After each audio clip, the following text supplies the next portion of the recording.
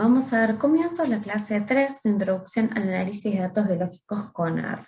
En esta oportunidad vamos a trabajar las variables estadísticas. ¿Qué variables estadísticas tenemos? ¿Cómo las podemos identificar? ¿Qué tipo de variables son? ¿Sí?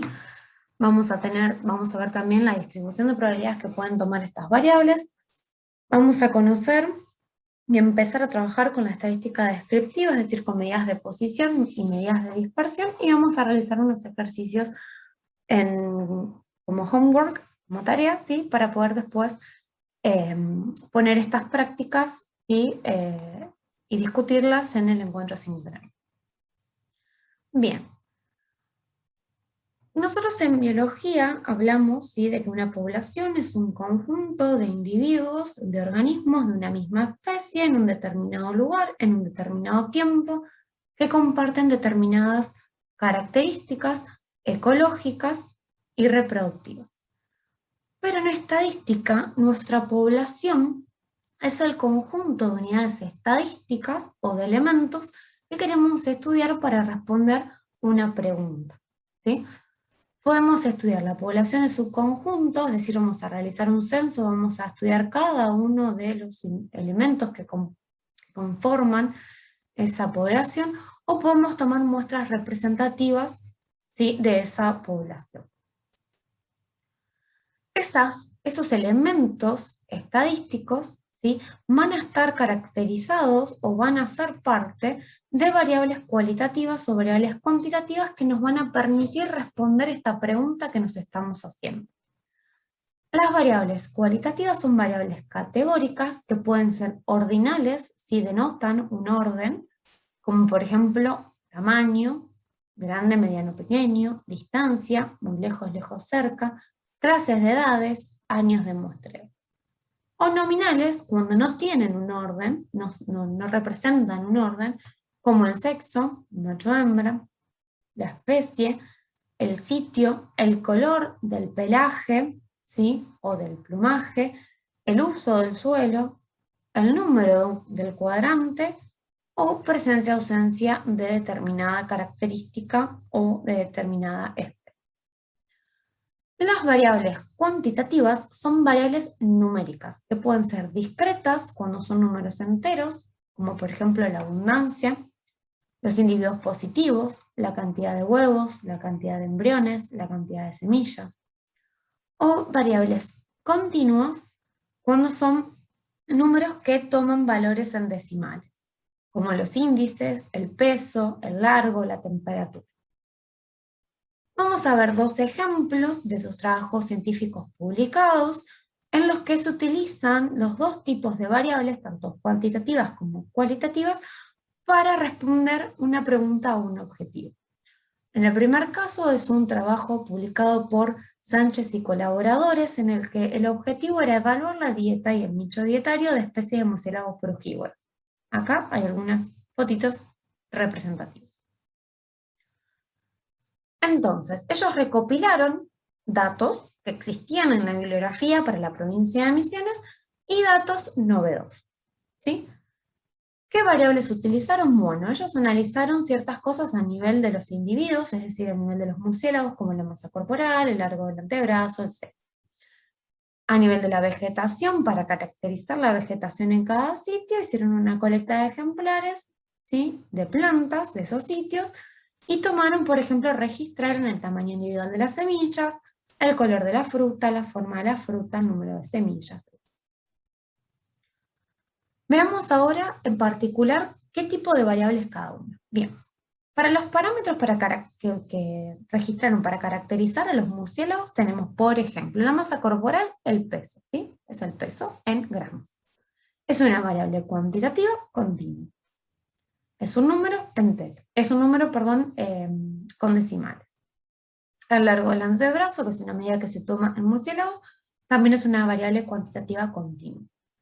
El sexo es una variable cualitativa nominal de dos niveles, macho y hembra, y la edad es una variable que puede ser considerada una cualitativa ordinal, porque en este caso da un orden, ¿sí?, de edad de estos animales, juvenil o adulto.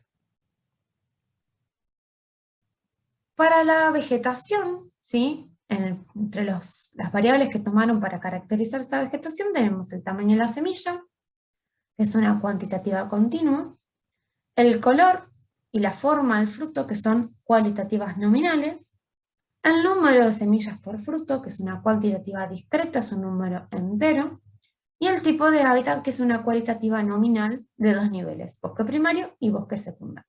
Entre un montón de variables también que tomaron, pues tomaron más. ¿Sí? Solamente acá traje algunos ejemplos para ver cómo distintas variables, distintos tipos de variables, nos permiten responder una pregunta.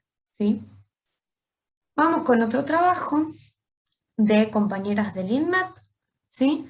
En el que tuvieron como objetivo analizar el perfil ecopidemiológico de accidentes y ocurrencias con taturanas, que son unas orugas, ¿sí? Que se distribuyen en Misiones. En Argentina solo se distribuyen en Misiones, o solo se las conoce para Misiones, que cuando uno entra en contacto con estas orugas, las espinas que las recubren generan micro lesiones, ¿sí? Por donde ingresa una toxina que puede causar distintos tipos de síntomas con distinta gravedad, desde hematomas y ardor y dolor en el área de contacto, como también síntomas más graves, y que representan este tipo de accidentes un problema de salud pública en la provincia.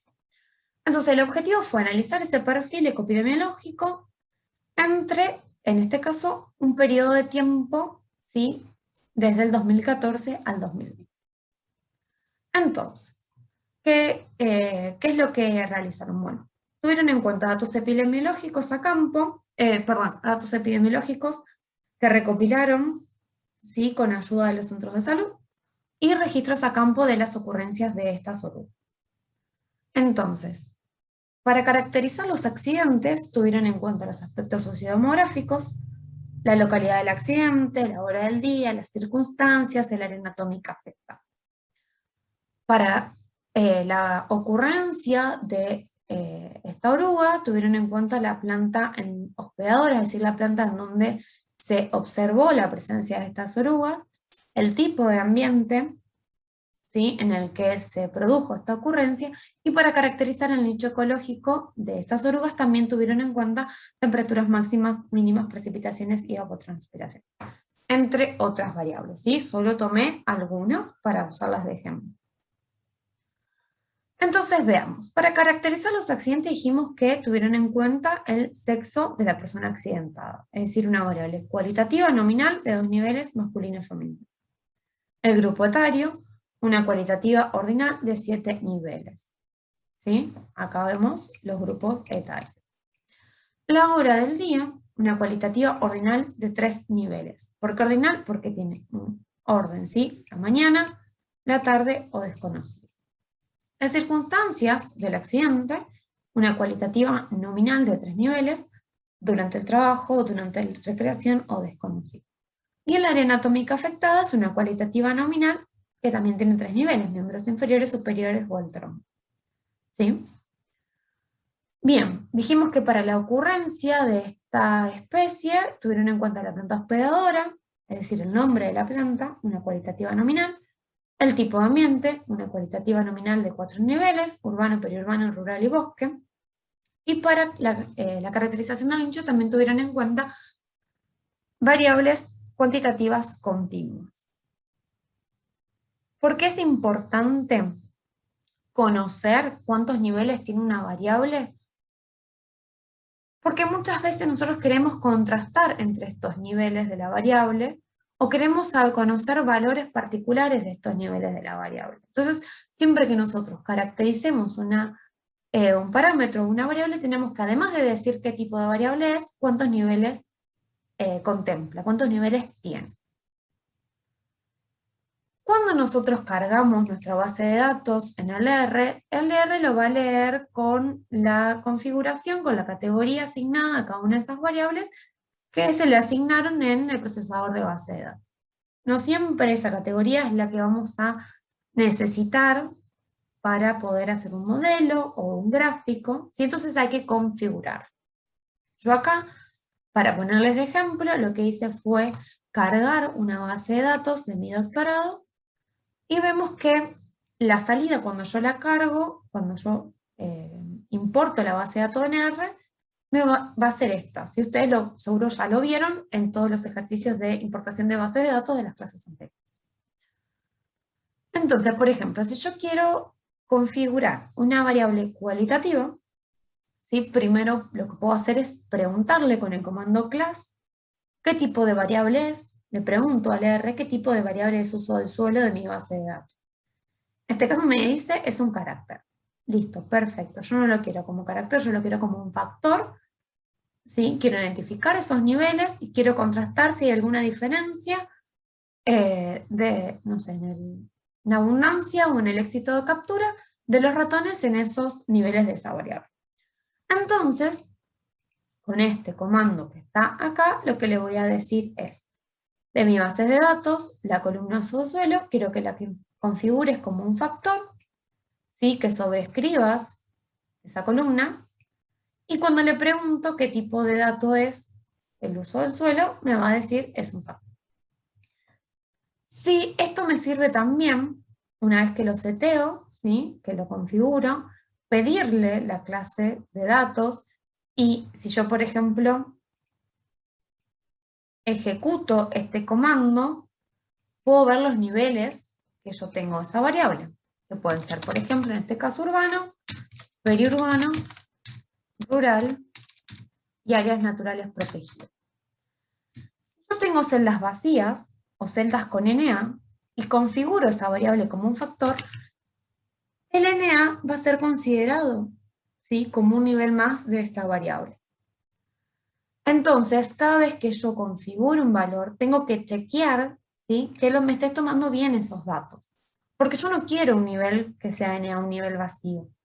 Entonces, lo que yo puedo hacer, si conozco, si me pasa esto, es eliminar esas celdas que tienen datos vacíos para esta variable, o tener en cuenta que cuando yo haga mi modelo me lo va a tomar como un factor. Y me puede generar un error, ¿sí? En mi modelo o en el gráfico de mis estadísticas descriptivas. Bien, si yo quiero trabajar con variables cuantitativas, continuas, ¿sí? Lo que voy a hacer, por ejemplo, en este caso, el IDR, ¿sí? Es un índice de densidad relativa, que también se puede llamar o se puede considerar como el éxito de captura de una determinada especie. Yo quiero que a esta variable me la considere como numérica. Entonces uso el comando asNumeric. Si yo estoy trabajando con una variable que es discreta, por ejemplo, el n, la cantidad de ratones que yo capturé, no quiero que me la tome como numérica que puede tomar valores en decimales, quiero que me la tome como un número entero. Entonces, con este comando le puedo decir al R que la configure como un número entero. Siempre que importemos una base de datos, tenemos que hacer este análisis exploratorio de los datos para ver que efectivamente estemos trabajando con la categoría correcta de ese dato. Bien. Además, ¿sí? Nosotros podemos trabajar, y cuando trabajamos en realidad con nuestras variables, tenemos que conocer la distribución de probabilidades que toma esa variable, que es, en definitiva, una función que asigna a cada suceso definido de mi variable la probabilidad de que efectivamente ese suceso ocurra. Va a estar definida en el conjunto de los datos que yo le estoy brindando y en el rango de valores que toma mi variable.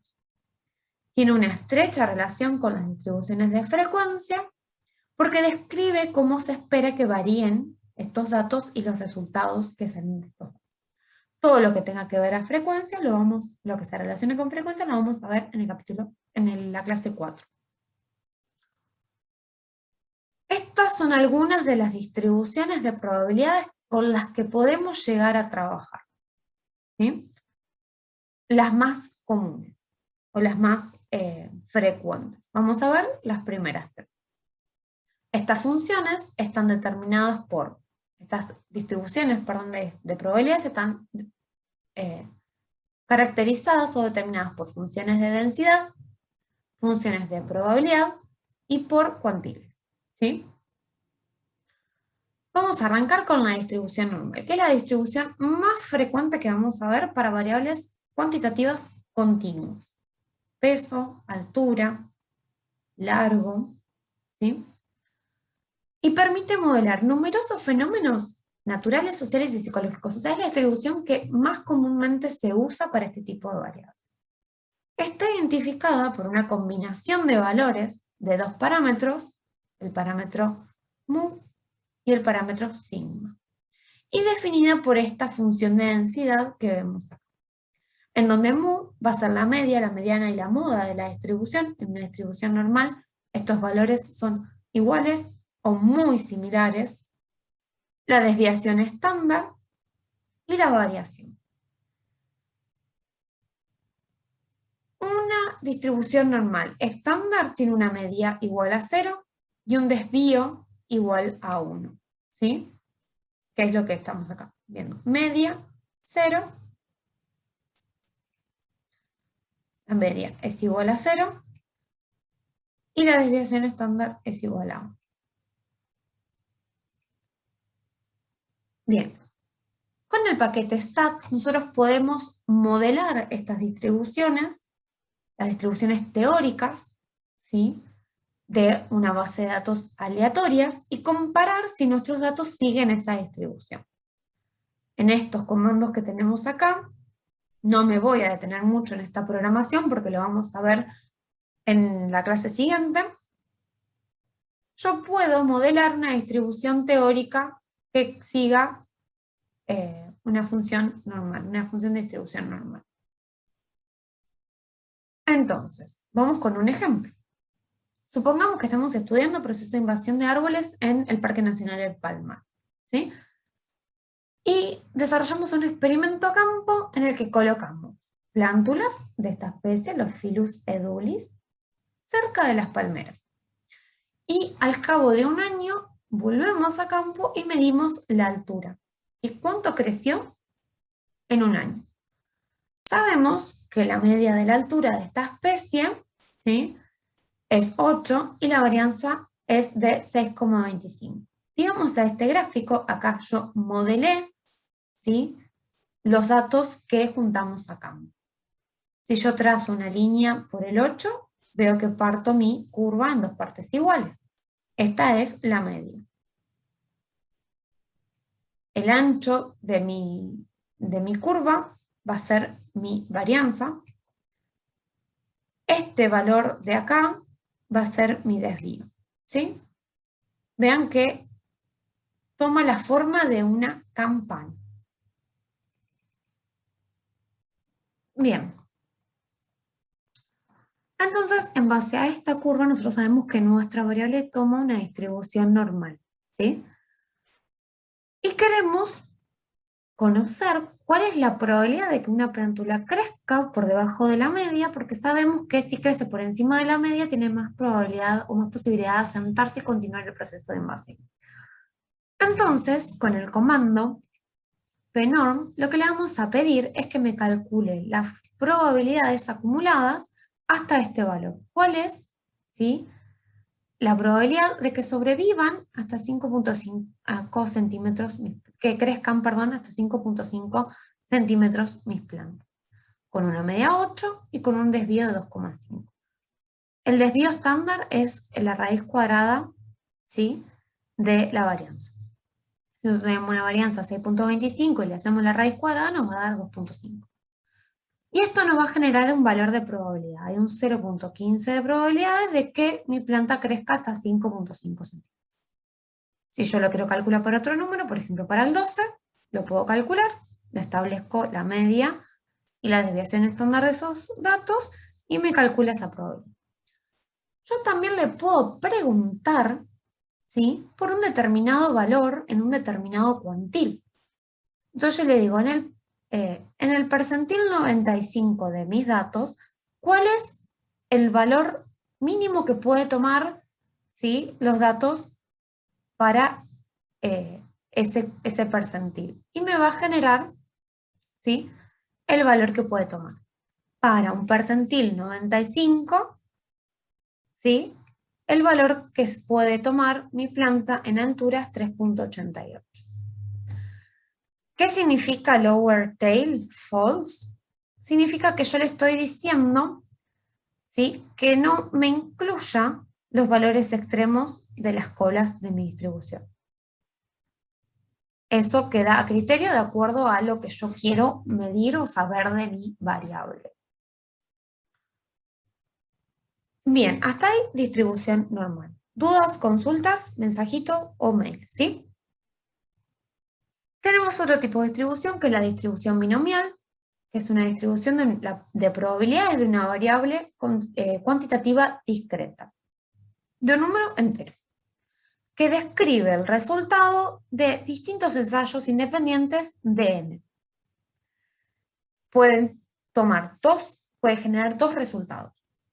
Una binomial de Bernoulli, que está compuesta por ceros y unos, positivos, negativos, presentes, ausentes. O una binomial en proporciones, que podría ser, por ejemplo, la cantidad de individuos positivos versus la cantidad de individuos examinados.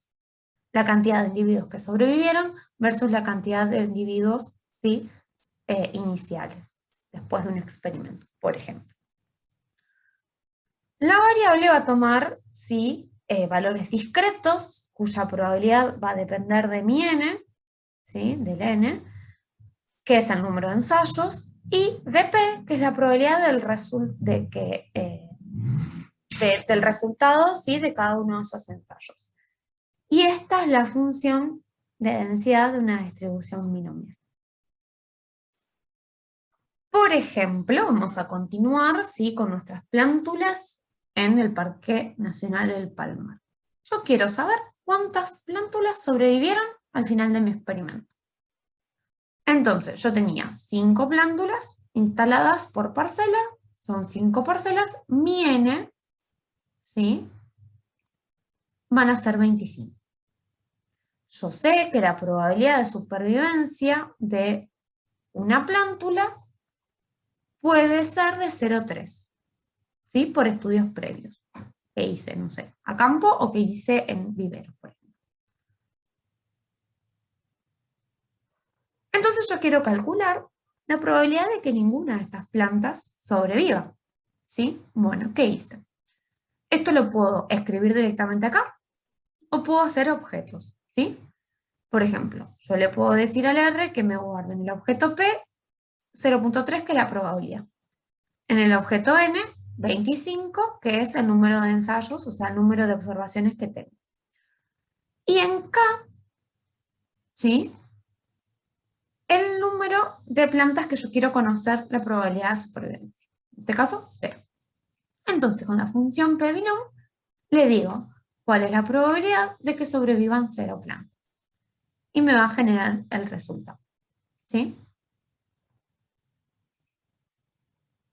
Si yo quiero graficar este tipo de distribución de probabilidad, lo puedo hacer, ¿sí? Puedo graficar como un histograma o como una función de densidad este tipo de distribución de probabilidades. En este caso yo la seteé para que tenga 25 observaciones, ¿sí? El tamaño va a ser de 25 con una probabilidad de 0,8. Y le puse tipo histograma.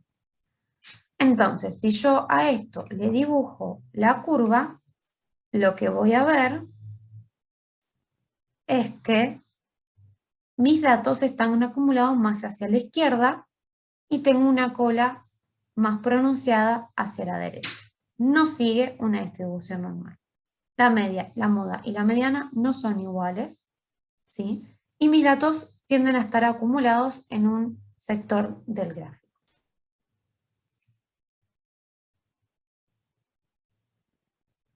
Si yo quiero saber qué probabilidad tendría que estar observando para que esta curva siga una distribución normal, puedo modelarlo, ¿sí? Puedo comparar, en este caso, fíjense, estoy comparando 3 curvas que tienen el mismo n, pero tienen distintas probabilidades, ¿sí? Entonces veo esta primera curva de acá, la negra, sigue la distribución binomial de mis datos. Es la misma curva que teníamos antes.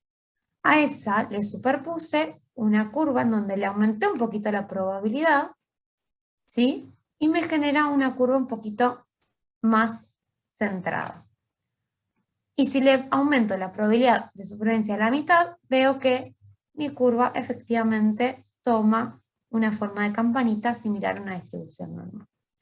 Esto es simplemente para que nosotros podamos ver, ¿sí?, qué pasaría si esa probabilidad aumentara, cómo cambiaría la distribución de probabilidades de mis datos. Vamos a seguir trabajando con una probabilidad de 0.3, ¿sí? Entonces yo puedo calcular también la probabilidad de cada uno de los valores, o sea, puedo calcular la probabilidad para cada una de las observaciones, en este caso para ver cuántas planturas pueden sobrevivir de 1 a 25, y es esta salida que tengo acá. ¿Cómo lo hago? Le digo, calculame del n completo, de los 25, ¿sí?, con esta probabilidad, con este número de ensayos, ¿cuál sería la probabilidad individual de que ese número de plantas sobreviva? Entonces, si por ejemplo quiero saber cuál es la probabilidad de que sobrevivan 12 plantas, voy a la línea donde está el valor correspondiente a 12 y me fijo que es 0.95 la probabilidad. Puedo también graficar la función de densidad, y la función de densidad de mi distribución binomial va a tomar esta forma si es una proporción. Si fuera una distribución normal, tomaría la formita de una campana. No es una distribución normal, entonces toma esta forma, la curva de densidad.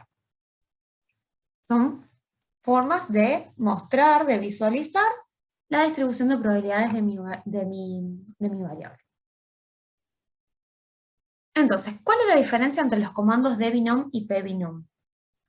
Que también es la misma diferencia para el denorm, pnorm, dpoisson y ppoisson.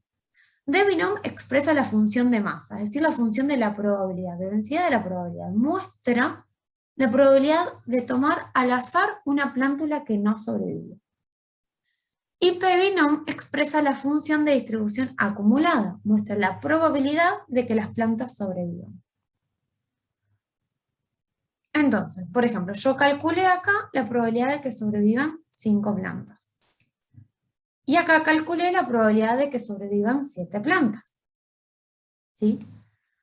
Ahora, si yo quiero saber, ¿sí?, cuántas plantas pueden sobrevivir en una determinada probabilidad, en un determinado porcentaje de mis datos, ¿sí?, lo puedo calcular con qbinom y me va a dar el número mínimo, el valor mínimo que puede tomar la variable en ese nivel de probabilidad de mis datos.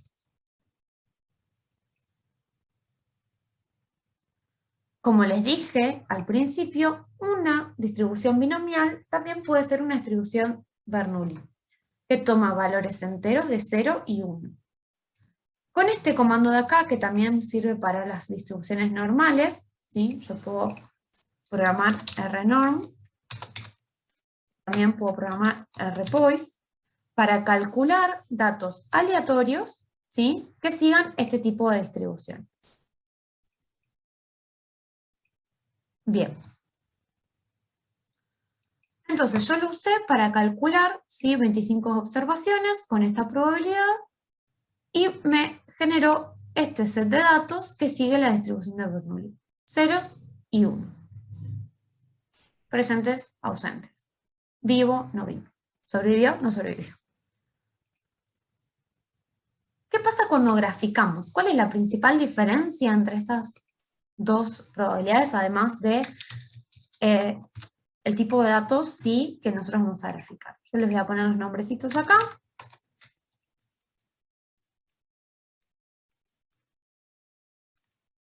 Bien.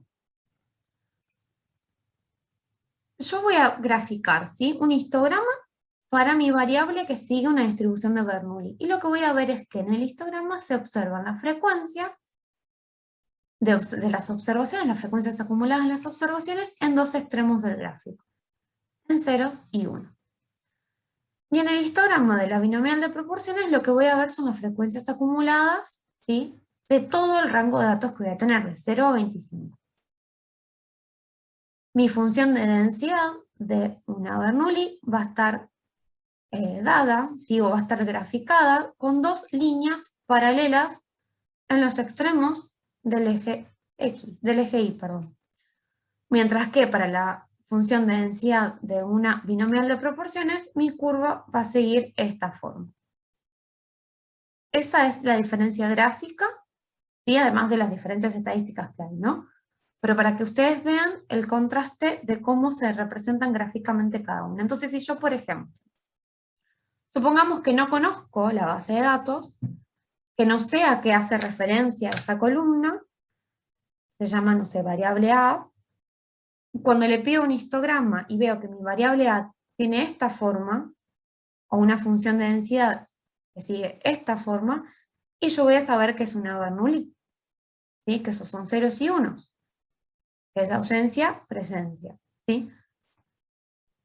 Y que la voy a poder modelar adecuadamente con este tipo de distribución. Y si toma esta forma el histograma o esta forma la función de densidad, me voy a dar cuenta de que estoy hablando de una proporción, ¿sí? De números enteros. Éxitos sobre total de veces que hice el ensayo. ¿Sí? Bien. Otra de las distribuciones muy comunes también en el tipo de trabajos que nosotros realizamos son las distribuciones de Poisson. ¿Qué son las distribuciones que toma una variable cuantitativa discreta? Son conteos, básicamente. La ocurrencia media por intervalo en esos conteos va a estar dada y representada por lambda, ¿sí? Que es un parámetro igual a la media y a la varianza. Y que en base a dicho valor, la distribución de Poisson va a estimar la probabilidad de que se produzcan determinados sucesos, determinada cantidad de sucesos dentro de un intervalo especificado. Y esta es la función de densidad de una distribución de Poisson. Vamos a ver, siguiendo el ejemplo anterior de las plántulas creciendo al lado de las palmeras, ¿sí? Yo quiero saber la probabilidad de que ninguna de estas plantas crezca.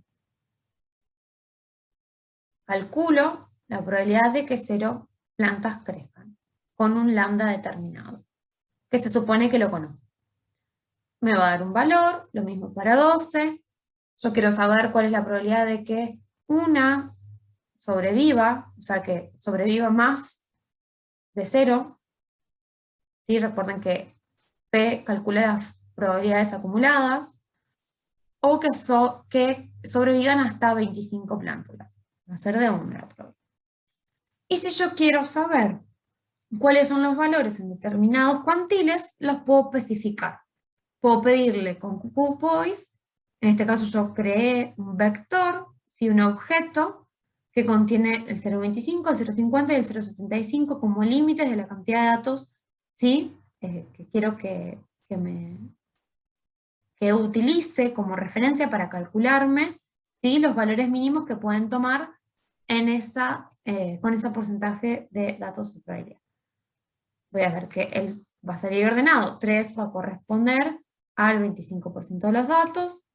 5 va a ser el valor mínimo que podemos encontrar en el 50% de los datos. Y 6 es el valor mínimo que podemos tomar cuando contemplamos el 75% de los datos. Son parámetros que podemos pedir y especificar para conocer nuestros datos. Después, lo que hagamos con los datos y con esas variables va a depender del tipo de pregunta que tenga. Y ahora nos queremos ir todos. Pueden ponerle pausa al video, hacerse una siesta, prepararse el mate o preparar el café, lo que sea, comer, jugar con sus mascotas, hijes o lo que fuera. Vamos a comenzar con la estadística descriptiva. Como su nombre lo indica, es la descripción de una población estadística. La descripción de las distintas variables que yo tomé en campo. Y voy a tener en cuenta para esta descripción los valores medios, la dispersión de mis valores y la forma, ¿sí?, que pueden tomar mis datos, ¿sí?, y la probabilidad de mis datos. Tenemos por un lado las medias de posición, que son las medidas de tendencia central, que van a marcar o indicar la acumulación de datos en torno a un determinado valor. Estas medidas son la media, la mediana y la moda. La media es el valor promedio de nuestra variable de interés, ¿sí? Se calcula con esta función, que es la sumatoria de todas las observaciones que tenemos, dividido el total de las observaciones. Podemos calcular la media para la muestra completa o calcular una media restringida y definirle qué valores queremos que tenga en cuenta. Vamos a cambiar de ejemplo para que sea un poco más divertido, que no sea tan monotemático los ejercicios.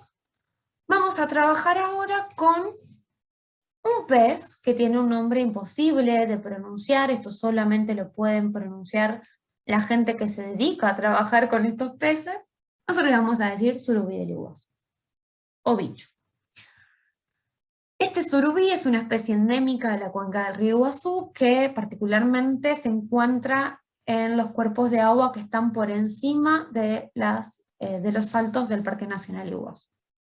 Entonces queremos saber cuál es el peso promedio de la población que estamos estudiando.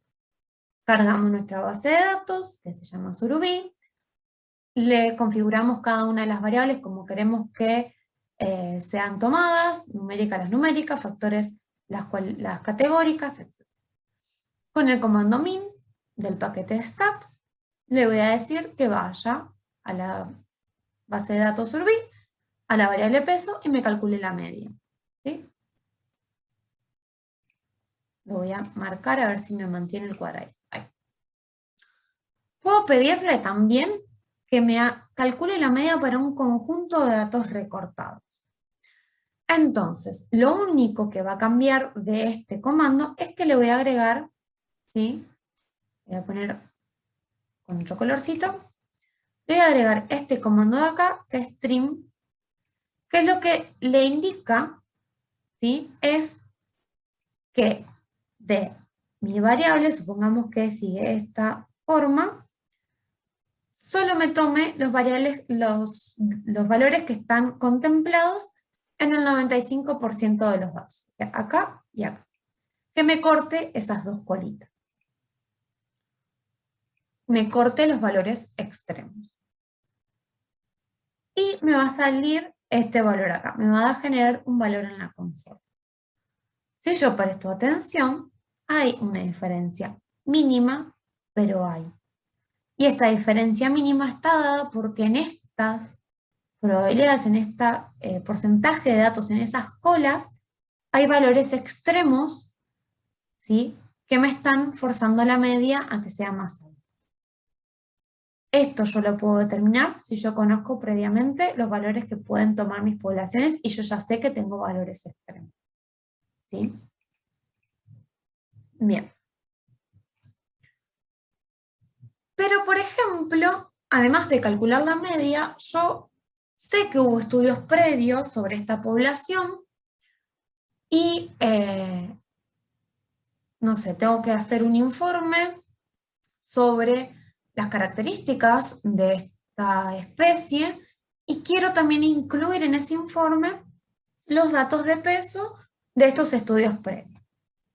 ¿Qué pasa? Estos estudios previos no están en la misma escala, porque el N de esos estudios fue variando.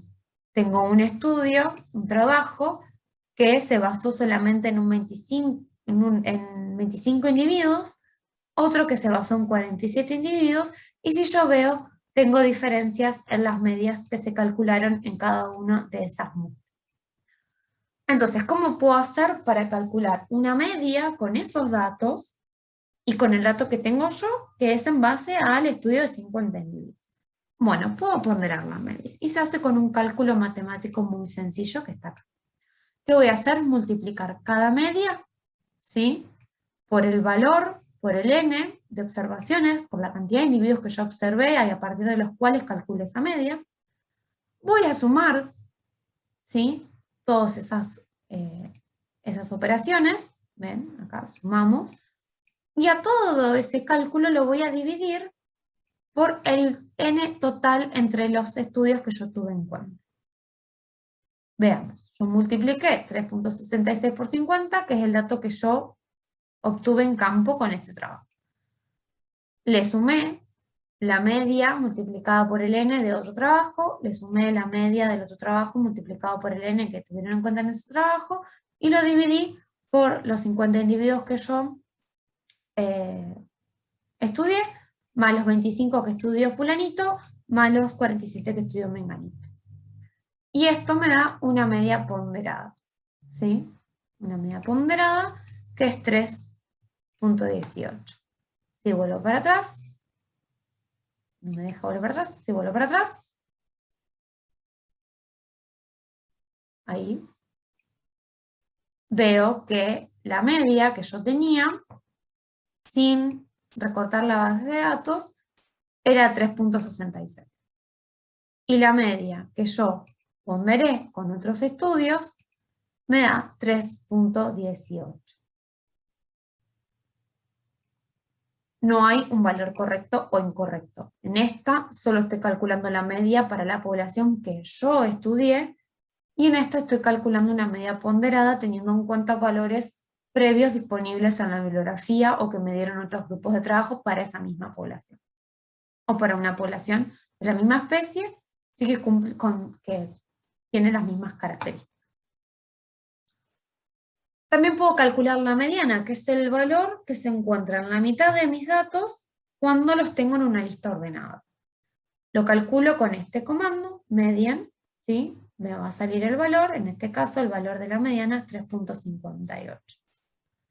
Puedo calcular la moda, que es el valor más frecuente en mis datos, y acá hay que prestar particular atención porque no es común que cuando trabajemos con variables cuantitativas continuas tengamos la repetición de un valor más de una vez. Entonces no siempre vamos a poder calcularle la moda. Podemos calcularla de dos formas. Podemos hacer un cálculo que lleva un poco más de programación.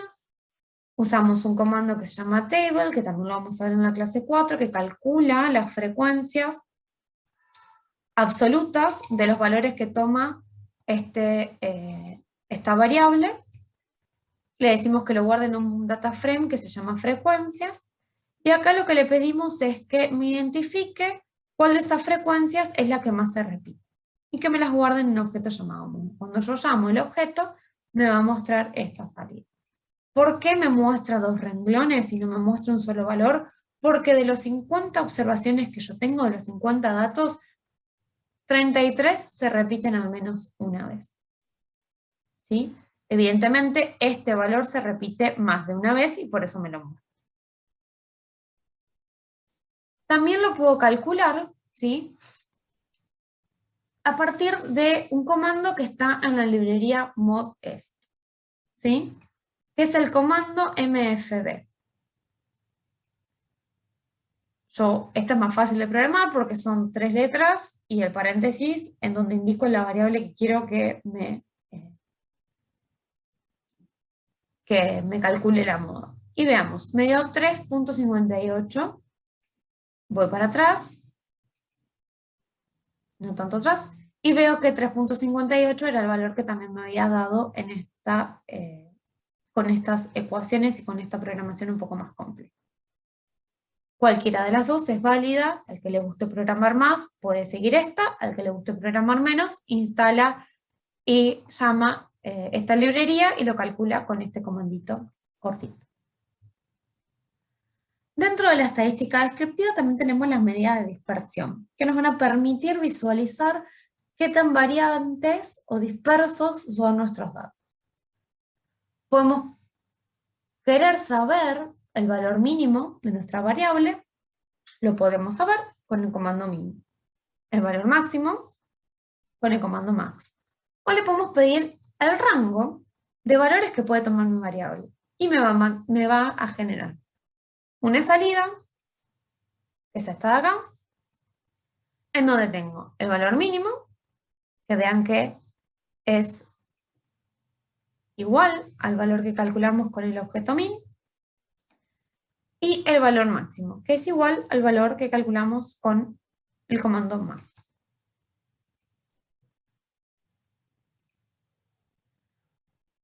También puedo conocer y utilizar para describir mis datos la varianza. Es el promedio de los cuadrados de los desvíos. Un trabalenguas.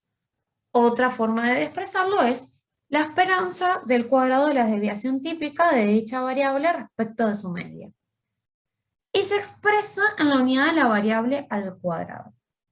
Lo vamos a calcular con esta es la fórmula matemática de la varianza. Lo vamos a calcular con este comando del paquete stat.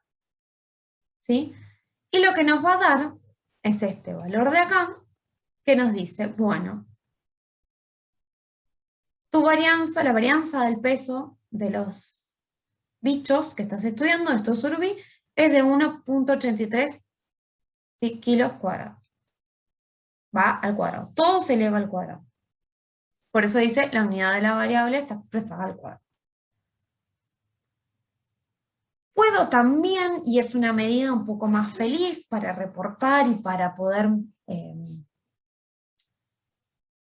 darle una magnitud en el dato, así como es más fácil de interpretar, vamos a utilizar el desvío estándar, que básicamente es la raíz cuadrada de la varianza, y que se expresa en la misma unidad que nuestros datos. Entonces, con el comando SD, Standard Deviation, yo le pido que me calcule el desvío estándar de mi variable peso. El desvío estándar de mi variable peso es 1.35 kilos. ¿Sí? Puedo calcular el error estándar, que es la desviación estándar de mi distribución muestral. Otro trabalengua. Es una estimación de la desviación estándar que deriva de una muestra particular usada para computar esta estimación. ¿Sí? Y va a ser la desviación estándar dividida por la raíz cuadrada del número de observaciones. Entonces, yo lo puedo calcular a mano, como lo tengo acá, con el paquete stat, ¿sí? Voy a calcular la desviación estándar del peso, y a eso lo voy a dividir por la raíz cuadrada de la cantidad de observaciones. Este comando length lo que me va a dar es el número de observaciones que tengo en esta variable, que eran 50. Entonces, el resultado que me da es este de acá. Pero también lo puedo calcular instalando y llamando la librería Plotrix, para las personas que sufrimos dilexia o un mínimo grado de dilexia difícil de pronunciar, y el comando es standard.error. Y si vemos la salida de ese comando, es exactamente el mismo número que obtuvimos con el cálculo manual. Repito, al que le guste programar un poco más, puede escribir esto, o copiarlo y pegarlo de script que ya tengan y cambiarle solamente el nombre de la base, o pueden instalar, llamar y calcularla con ese comando. ¿Qué pasa con toda esta información que estamos teniendo ahora? No nos permiten comparar directamente con otras poblaciones de otros datos. Si yo quiero comparar dos grupos de datos de forma estandarizada, tengo que calcular otro coeficiente, que es el coeficiente de variación. A mayor coeficiente de variación, menor representatividad de la media en esa muestra. Es una medida relativa. Entonces, supongamos, nosotros fuimos a campo, pescamos estos surubís, que son muy bonitos, los pesamos, esa medida de la masa corporal la expresamos en kilos, sabemos que la media, ¿sí?, es de 3.67 kilos, con un desvío de 1.35 kilos, y queremos compararlo con un estudio que se hizo 10 años atrás, en donde la masa corporal estaba expresada en gramos. Pequeño inconveniente, son dos escalas distintas. Entonces, ¿cómo podemos hacer para subsanar esta diferencia? Calculamos el coeficiente de variación. ¿Cómo se calcula el coeficiente de variación? De esta forma. Acá, si no hay formulita mágica, hay que programar la formulita nosotros. Como yo ya tengo cargada mi base de datos, sí le digo que me calcule la desviación estándar de la variable peso y que la divida por la media de esa variable. Es decir, que divida 1.35 ¿sí? Por 3,67. Y para mi otra base de datos, que yo no la tengo cargada en el R, así que agarré y lo que hice fue calcularlo manual. Dije, bueno, si tengo 300 gramos de desvío estándar y una media de 3.120 gramos, bueno, voy a dividir 300 por 3.120 gramos. Y lo que me da esta salida. Voy a borrar los cuadraditos, así solo marco los resultados. Si yo comparo ahora estos coeficientes, ¿sí? Veo que el coeficiente de variación de la población que yo estoy estudiando ahora es más alto que la de el otro estudio, ¿sí? Entonces, mis datos son más variables o tienen menor representatividad del promedio del peso de lo que se podía observar con los otros datos.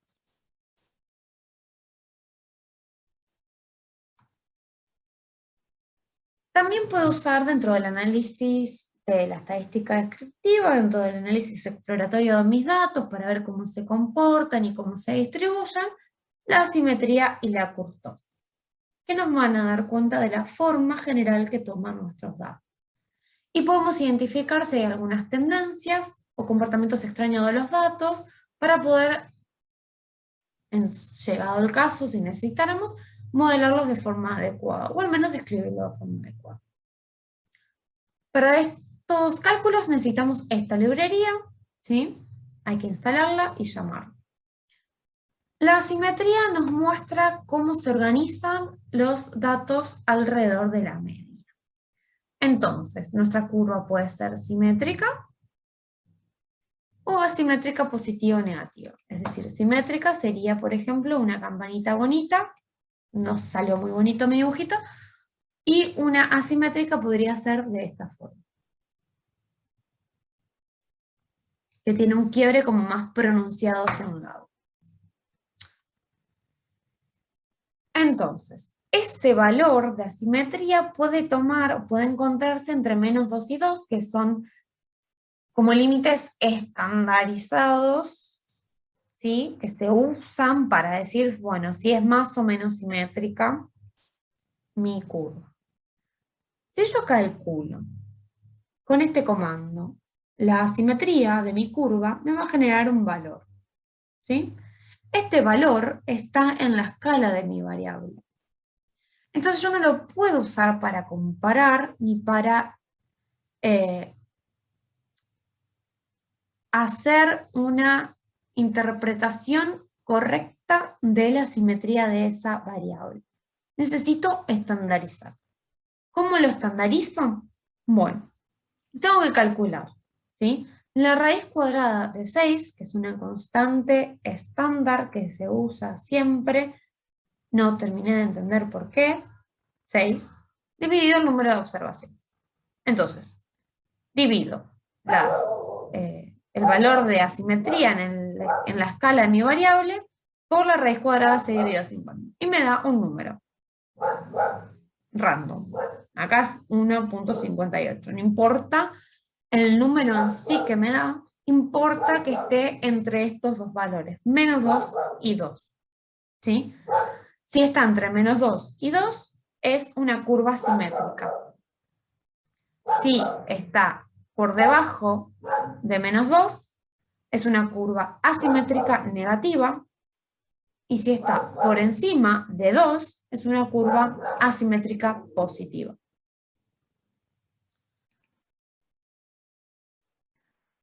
Además de la asimetría, ¿no? De analizar esa asimetría de nuestra curva, de nuestros datos, también podemos estudiar, medir o analizar el apuntamiento o kurtosis, que mide qué tan achatada es la distribución de mis datos cuando me acerco a la media. Lo puedo medir con este comando de acá, ¿sí? Kurtosis, que me va a dar de nuevo un valor en la escala de la variable y que lo puedo estandarizar de la misma forma, siendo la misma lógica, la misma sintaxis que para la simetría. Como vemos, me da un valor entre -2 y 2. ¿Sí? ¿Qué es lo que significan estos valores? Bueno, si mi valor, si la kurtosis de mi variable, de la curva de mi variable, es negativa, tiene un nombre y se llama curva platicúrtica. Si es igual a 0, ¿sí?, se denomina mesocúrtica, y si es positiva se denomina leptocúrtica. Bien, les voy a mostrar como ejemplo, ¿sí?, cuál es la diferencia entre estos tipos de curvas, ¿sí? Tenemos una distribución leptocúrtica, ven que es como mucho más alta, una distribución platicúrtica, que es como más aplanadita, y la mesocúrtica, ¿sí?, que es como, tiene una altura media, ¿sí? Entonces, con este valor, lo que yo veo con estos dos valores, ¿sí?, recuerden, con el valor de la simetría y con el valor de la kurtosis o fundamento, yo puedo decir que el peso de los surubí que estudié en el río Iguazú se distribuye con una forma simétrica platicúrtica. ¿Sí? Platicúrtica porque es negativo. Entonces, si yo vuelvo a este dibujito, voy a ver que va a tener este achatamiento, ¿sí?, y va a ser simétrica, o sea que probablemente esté bastante centrada con respecto a la media. Bien. ¿Qué pasa si nosotros queremos comparar dos variables? Y podemos medir la covarianza entre esas variables, que es la asociación lineal que existe, que puede ser mayor, igual o menor que 0, y que nos va a mostrar qué tendencia sigue la variable con el aumento o disminución de la otra. Nos va a denotar el tipo de relación, si es positiva, si es negativa o neutra, no el grado, solo el tipo de relación. Y se calcula con este comando de acá, ¿sí? Con el comando COF, entre paréntesis, yo le voy a indicar las dos variables que quiero que me mida, que me compare. Y me da, por ejemplo, este valor de acá. En este caso yo comparo el peso con el largo. Uno esperaría que el peso varíe de forma lineal con el largo del individuo. Y vemos que es positiva, o sea que lo que yo puedo entender de este valor es que a medida que el peso aumenta, el largo también aumenta. Y puedo, por ejemplo, ver si la temperatura del agua me produce si el aumento en la temperatura del agua me produce un aumento en la temperatura del peso. En este caso, ¿sí?, es positiva, ¿sí?, porque no es un cero absoluto, entonces no es neutra, o sea que hay una relación lineal entre estas dos variables. Puedo medir también la correlación entre dos variables. La correlación nos permite estimar el grado en el que están relacionadas, ¿sí? Si el valor es cercano a 0, la relación va a ser débil. Si el valor es negativo o positivo, cercano a 0, va a ser inversa y débil, o directa y débil, respectivamente. Si el valor es cercano a 1, la relación va a ser lineal, directa, fuerte. Y si el valor es cercano a -1, la relación va a ser lineal, inversa, fuerte. ¿Cómo medimos la correlación? Con este comando de acá, por punto test, en donde vamos a indicarle las dos variables cuantitativas que queremos comparar.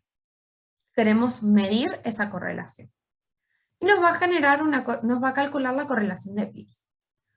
En la salida, nosotros vamos a mirar específicamente dos valores.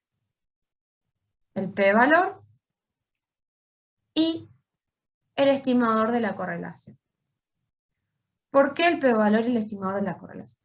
Porque el p-valor nos va a decir si la relación es lineal y si esa relación es significativa. Y el valor de la correlación nos va a indicar si es débil, fuerte, inversa o directa.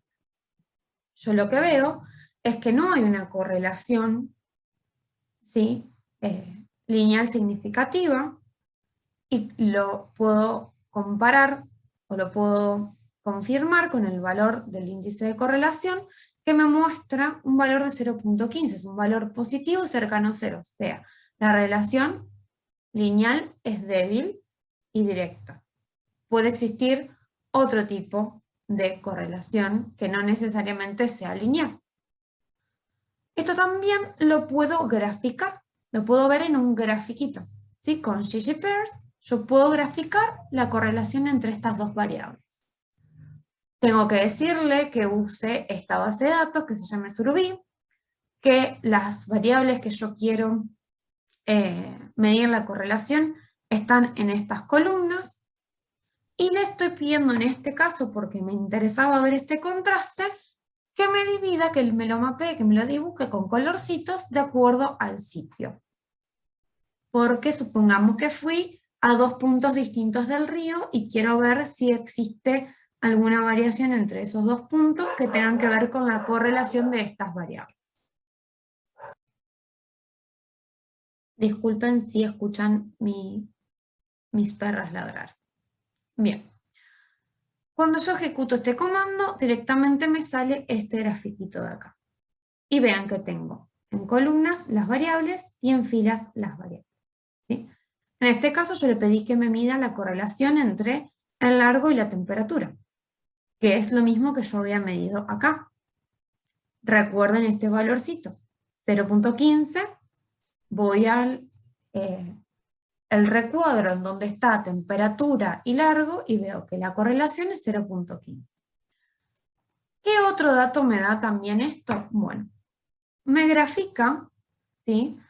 cómo son los datos, o qué valores toman los datos, por ejemplo, en este caso, del largo, ¿sí? En este caso, de la temperatura en cada uno de estos sitios. Lo celeste es un sitio y lo rosado es otro sitio. El sitio A es el rosado, el sitio B es el celeste. En este recuadro de acá abajo me muestra mis observaciones de largo y de temperatura, ¿sí? Y acá, además de darme el valor de correlación, si esto tuviera, por ejemplo, los asteriscos, acá sería significativo. Como no tiene los asteriscos, yo me doy cuenta que esa correlación no es significativa. Y me da también los valores del estadístico de correlación para cada uno de los sitios. Entonces yo veo que la correlación, ¿sí?, entre estas dos variables para todos mis datos es una correlación lineal débil directa. Y veo que el estadístico de correlación aumenta un poquito en el sitio B respecto del sitio A, pero que en ambos casos sigue siendo una correlación débil, una correlación lineal débil. Esto por ahí está bueno y es lindo para graficarlo y mostrarlo, sobre todo cuando tenemos muchas variables y no queremos programar tantas veces este comando, y además queremos mostrarlo de manera gráfica porque podemos hacer referencia en el texto de nuestra tesis o de nuestro informe directamente al gráfico y pasar a el análisis directamente. Este tipo de mediciones, de estadísticos, nos permiten definir qué variables vamos a usar dentro de un modelo, porque si usamos variables que están correlacionadas significativamente, y que esa correlación es una correlación fuerte, y el modelo termina siendo redundante, no necesitamos incluir esas dos variables en el modelo porque básicamente nos están explicando lo mismo. Entonces, o algo similar, digamos, podemos elegir una de esas dos variables y nuestro modelo tendría un sesgo mucho menor. Entonces, si nosotros tenemos 10 variables que queremos incluir en un modelo como variables explicativas, y de esas 10 variables hay 3 que están relacionadas, están correlacionadas fuertemente, de esas 3 yo puedo elegir una sola. Entonces en el texto lo único que digo es, bueno, se midió la correlación entre estas 3 variables, o entre todas estas variables, y se eligieron aquellas que no estaban correlacionadas con ninguna otra, y se hace referencia a este gráfico, y el lector de ese informe o esa tesis va a ir al gráfico a corroborar lo que ustedes están diciendo. Y aparte es bonito visualmente. Así como tienen esto, tienen otros, ¿sí? Que usan tamaños de esferas o graduación del color de las esferas para también mostrar la correlación. Hay muchas formas de graficar esto, muy bonitas y muy útiles. También podemos calcular los cuartiles, los deciles y percentiles de nuestros datos con la función quantil del paquete stat. Si queremos los cuartiles, le tenemos que decir que divida en 4, ¿sí? Nuestros datos. 4 toma el 0, ¿no? Pero son 4, 25, 50, 75 y 100. Si queremos que lo divida en deciles, le tenemos que especificar que lo dividan 10 veces, 11 para que incluya el 0. Y si queremos los percentiles, que lo divida por 100. Y vamos a tener todos los valores que pueden tomar nuestra variable a una determinada acumulación de datos, a un determinado nivel de acumulación de datos. También tenemos gráficos descriptivos, les dejo 2 ejemplos, porque en los ejercicios tenemos una pregunta relacionada a esto. Si ustedes quieren surfear otra forma de programarlos, pueden hacerlo. Lo vamos a ver con más detalle toda esta parte en la clase 4. Si no pueden hacer los gráficos, si tienen dudas, si tienen problemas, me pueden escribir a mí o a Marilia, o escribirnos en el grupo de Telegram, no hay ningún problema, les damos una mano. Y si no, si se quieren guardar esas dudas y esos inconvenientes para la clase sincrónica, también está perfecto. Acá hay un ejemplo hecho con ggplot, ¿sí? Yo le digo a ggplot que use la base de datos Survey, que en la estética, ¿sí? Quiero en la parte de la configuración de la estética, quiero que en el eje X me ponga el sitio, vean acá, sitio AB, que en el eje Y me grafique el peso, que le ponga colorcitos, que lo divida por sitios, los sitios son los mismos, solo que con esto lo único que hago es ponerle un color, puedo setear directamente los colores que quiero que le asigne sin tener que usar la función fill. Le voy a decir, además, que a todo eso me lo grafique con un boxplot, boxplot, que le ponga al eje X el título sitio, vean, ahí, sitio, el eje Y va a tener por default, en este caso. Y bueno, con este comando lo que hago con sim es decirle que las letras me las haga en negrita con este tamaño, ¿sí? Y me va a salir este boxplot. Particularmente, a mí me gusta mucho este gráfico para describir mis datos porque podemos ver las medidas de posición, ¿sí? Y podemos ver que si toma o no toma valores extremos y qué tan variables son las mediciones en cada uno de esos niveles de nuestros datos. También podemos hacer un gráfico de línea. En este caso era una variable cuantitativa con una variable cualitativa. Un número con un factor. En este caso son 2 variables numéricas. Si yo quiero ver cómo varía el peso en función del largo, lo puedo graficar como una línea.